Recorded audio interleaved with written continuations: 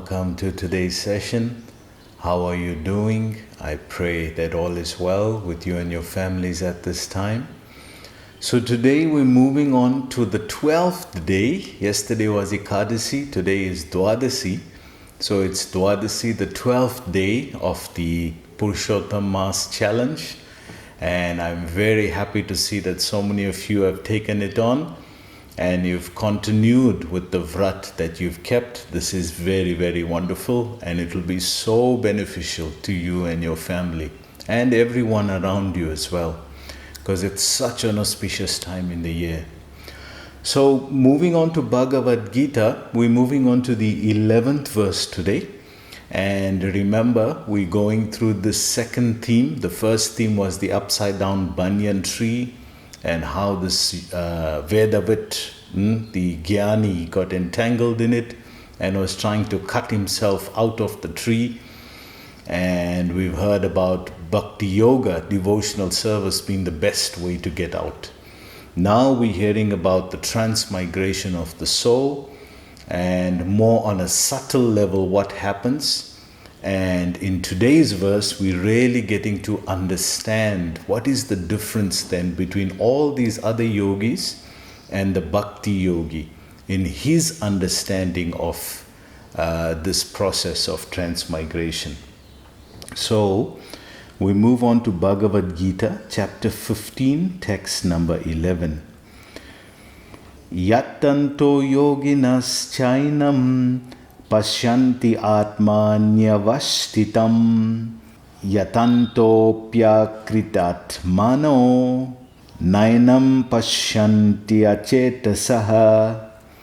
Translation: the endeavoring transcendentalist who are situated in self-realization can see all this clearly, but those whose minds are not developed and who are not situated in self-realization cannot see what is taking place, though they may try.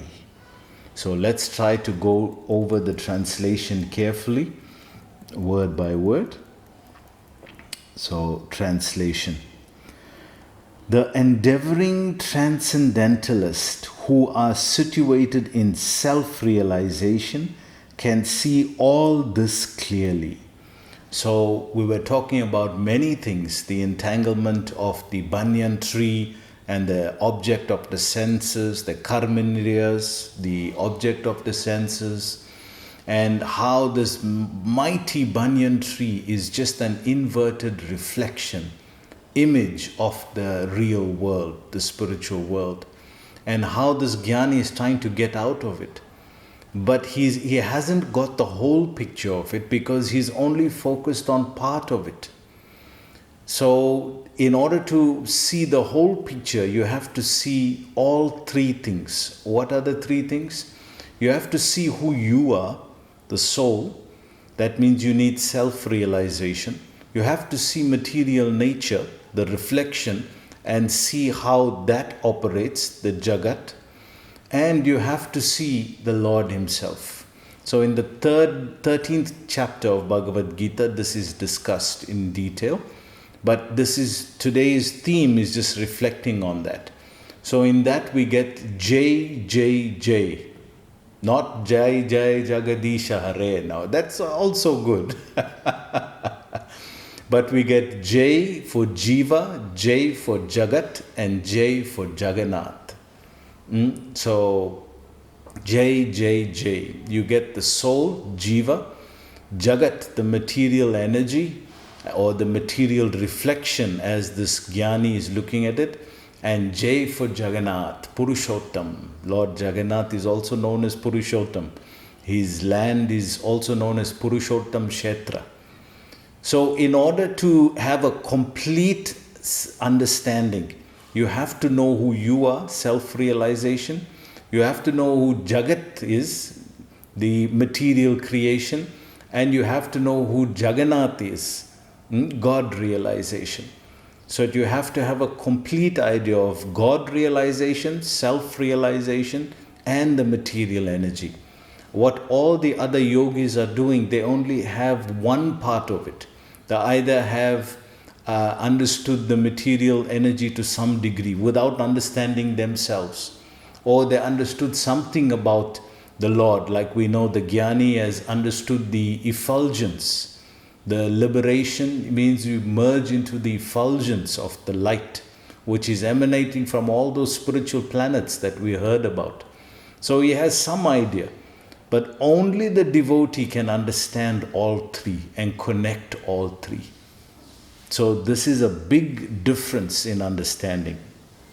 A translation goes on to say, but those whose minds are not developed and who are not situated in self-realization cannot see what is taking place, though they may try. So you're trying to see, but your mind is not developed. You haven't understood the complete picture.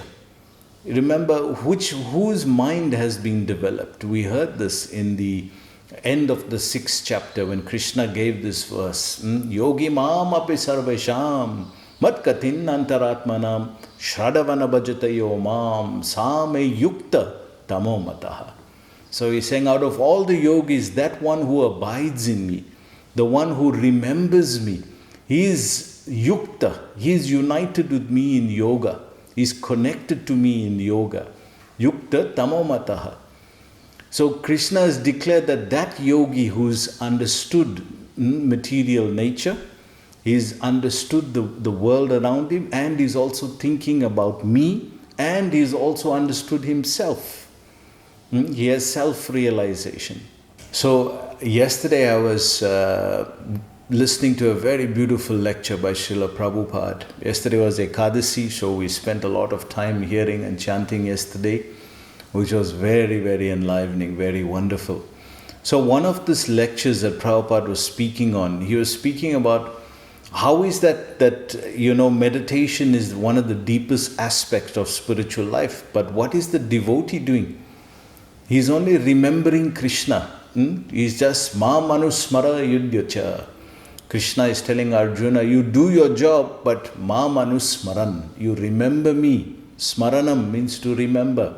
Mam, me, ma manusmara yudhyacha, you fight, yudhyacha, you fight, but remember me. So the devotee is the only one out of all the different yogis who lives actively in this world and is constantly meditating.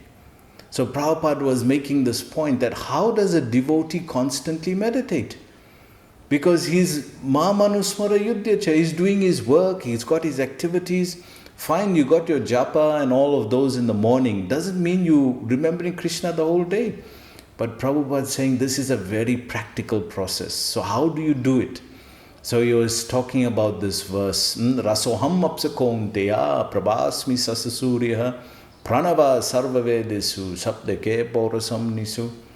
So Krishna, he was saying there, Rasoham apsakonteya, I am the taste in water. So Prabhupada is saying each time the devotee does activity, there is something he can connect it to Krishna. Therefore he is meditating. As soon as you connect, yukta tamomataha. As soon as you're connecting it to Krishna, that's meditation. But you are a living, walking, meditating being. This is what the devotee has become. So Prabhupada is saying each time you pick up some water to drink, that water quenches your thirst. Before you drink, you remember Krishna's words.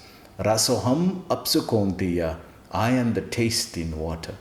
And then you look out of the window. You see the light in the morning. The sun comes up very beautifully in Mayapur. And in the evening, it sets over the Ganga very beautifully. There's beautiful pictures of the orange sun of Mayapur. So you remember, Prabhasmi sasasurya, I am the light of the sun. And we also remember that the sun god is named Vivaswan. And Krishna spoke the Bhagavad Gita first to this person. Imam vivasvate yogam proktavam aham avyayam. Vivasvan manave prahe manusvakuve bravit. That I spoke first, this Bhagavad Gita knowledge was that my first student was Vivasvan. So you can remember him. If it wasn't through him, we wouldn't have get Bhagavad Gita. Arjuna is not the first student of Bhagavad Gita. Vivaswan, he's the first student. That's why he's saying, I'm speaking to you again, Arjun. So when we look out, we can remember Vivaswan, we can remember Bhagavad Gita, we can remember the light of the sun is Krishna. And then Pranava Sarva Vedesu, especially here in Mayapur, we're always hearing the conch shell. We're always hearing different devotees doing prayers. Om Tad Vishnu Paramam Padam Sada Prasanti Suryaha. These Vedic mantras that you chant and, for invocation. So you're always hearing Om. So who's that Om? This Krishna. Again, you're connecting it to Krishna. And then you're looking around. Sabdage Porosamnisu, you're looking around and seeing everybody is working and doing things. Wow, how does he do that? How does he do that? The amazement in the ability in man. So that ability, that's Krishna's ability to do that. Whatever they're able to do, even if they're able just to chant, how is he able to chant all the time like that? Prabhasmi Sasasurya Pranava Sarva Vedesu Sabdage Porosamnisu. I am the ability in man. So in this way, Prabhupada is saying that the devotee is the only yogi who is meditating 24 hours. And then before we sleep, Prabhupada's remedy, hot milk and Krishna book. Hot milk is for the body, Krishna book for the mind. So here we're hearing also, because their mind is not trained. Why? Because they're not able to connect this world to Krishna. They disconnect it, therefore they reject it. Devotee, he connects everything to Krishna. So Prabhupada says in the purport, there are many transcendentalists on the path of spiritual self-realization, but one who is not situated in self-realization cannot see how things are changing in the body of the living entity. You cannot know if you don't know yourself, you don't know the world, you don't know God, you just know one part of the three. Then, if you're rejecting everything on your bodily level, the devotee never rejects the body. He uses Ma Manusmara Yudhyacha. Fight, Arjuna, remembering me. So if you're going to fight, you're going to use the body. Work for me. Krishna is saying that. Yat Karosi, 9:27. Yat Karosi, Yat Asnasi, Yat Johosi, Dadasi, Yat Tat Tapasyata Kontiya, Yat Kurusva, Mat Arpanam. He's saying, whatever you do, Yat Karosi. Karo means to do. Aise karo, aise mat karo. You do like this, don't do like this. So karosi, whatever you do. Yat asnasi, anna is grain, whatever you eat. Yat karosi, yat asnasni, yat jahosi, whatever you give away in charity. Dadasi yat tat tapasya to kontiya, whatever austerity you do, tapasya. Yat kurusva mat arpanam, do it as arpanam, worship to me. So in that way, you're constantly connecting everything to Krishna. In that way, if you train your mind, you can always remember Krishna. So just see the devotee. He's always remembering Krishna in this way. What is the Jnani doing? He's always rejecting everything around it because everything is matter, it's material. He doesn't have that broader vision of connecting it to Krishna. So if you can't connect it, you don't know how to connect it, then better to just reject it. And that's what he's doing. He's rejecting everything until he gets just left with himself. And then eventually he'll get some idea of self-realization. Therefore he merges into that light, thinking he's one with God. But he doesn't know the art of connecting the whole thing to Krishna. Because how is Krishna separate? He's not separate from this. Bhumi aponalavayu kamano buddhi revacha ahamkar vimudatma bhinnam prakriti astada. Krishna is saying, these are all my separated energies. Bhinnam prakriti astada. Earth, water, fire, air, ether, mind, intelligence, false egos, all my separated energy. So he's the energetic source and they all are just separated from him. But only the devotee knows how to connect it all back to him. Therefore the devotee is not rejecting anything. He's completely connecting everything to Krishna. This is the higher level of self-realization and God realization. Prabhupada goes on to say, the word yoginaha is significant in this connection. In the present day, there are many so-called yogis and there are many so-called associations of yogis, but they are actually blind in the matter of self-realization.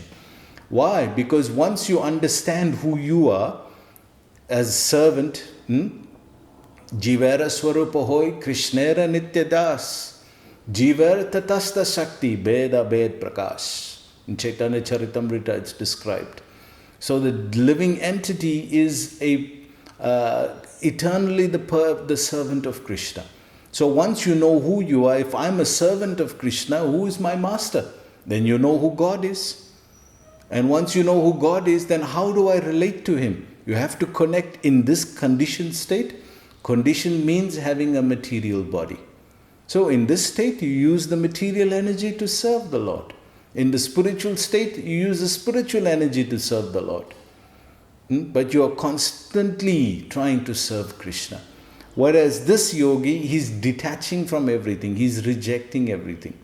So he doesn't have the complete level of self-realization. He only knows himself, and therefore he thinks, oh, I'm light, I'm energy. Therefore, this is light, this is energy. Therefore, I'll merge into it. That must be my perfection. Which is incomplete. Prabhupada goes on to say, they are simply addicted to some sort of gymnastic exercise and are satisfied if their body is well built and healthy. So we know 21st June is World Yoga Day declared, which is a good start. But just yoga on its own, detached from the Ashtanga yoga process, Nam, Yam, Niyam, Pranayam, Dharana, there's all these different levels till you come to Dhyana and then to Samadhi. So what they've done, they've just taken this Ashtanga part out, the fourth level. They've just taken Ashtanga out and they've not understood that this is a eightfold process of developing. It's not just one process. So they like the exercise, they took the exercise out and they've just developed their bodies more flexible, more... because the yogi was sitting for so many years like that, he has to do some exercise, otherwise his body will get stiff. So he practiced Ashtanga, and by doing this now, these people got attracted to the different postures. You can see it's very complicated, sitting in all different postures and bending like this and putting the leg over the head like that. It's very complicated, but all that was done just to loosen the body. Now, because they're blind to the purpose of self-realization, they've only taken that one part out, and just by taking that one part out, they want to just become fit, physically fit. But it's not an individual part, it's part of a process. It's part and parcel of the eightfold process. So if you just take one part out because you like it, then you've defeated the purpose of the whole eightfold process system. So Patanjali's yoga system, Yoga Sutras, is a complete system. But if you only take out one part and you think that this is the goal of it, to get the body fit and strong, then you're blind. You've been misled. So Prabhupada is saying this point here. He goes on to say, they have no other information. Their knowledge is incomplete. They just want to do something because it looks nice and serves their purpose. But you don't realize this is just not one individual thing. It's part of an eightfold process. You have to do the whole thing. No, I can't do the whole thing, because I eat meat and I take alcohol and all these things, but I like the exercise. So what is the purpose then? You're just exercising using such a powerful process. It's like using an aeroplane to do a taxi in the area. You're using the aeroplane in the local run. Is it a transporting passenger vehicle? Yes. But is it meant to do a local run? No, it's meant to fly high in the sky. But you're using it for local taxi. Then what do you achieve by that? What a powerful process, but you've just defeated the whole process of what it can really give you. Prabhupada goes on to say, they are called yatanto pya kritatmanaha.